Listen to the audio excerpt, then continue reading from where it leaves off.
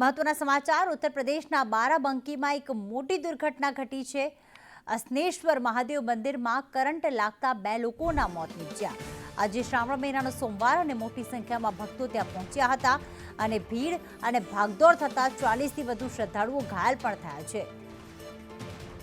મંદિરમાં જળાભિષેક દરમિયાન electric current લાગ્યો અને એ દરમિયાન ભાગદોડ થઈ। વાયરો પર વાંદરાઓએ કૂદકો મારતા વાયર પતરા પર પડ્યા હતા તો 19 થી વધુ લોકોને ઇલેક્ટ્રિક કરંટ લાગ્યો છે। કરંટ મંદિરમાં પ્રસરતા જ મંદિરમાં ભાગદોડ મચી ગઈ હતી।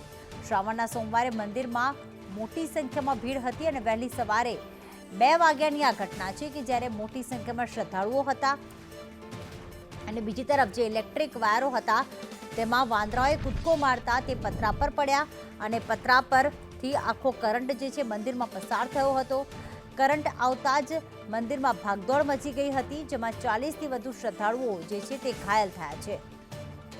મોટી દુર્ઘટના ઘટી ઉત્તર પ્રદેશના બારાબંકીમાં જે અવનેશ્વર જે મહાદેવ મંદિર છે ત્યાં ઘટના ઘટી છે। મોટી સંખ્યામાં ભીડ એકઠી થઈ ગઈ હતી। 2 લોકોના મોત થયાના પણ અહેવાલ મળી રહ્યા છે।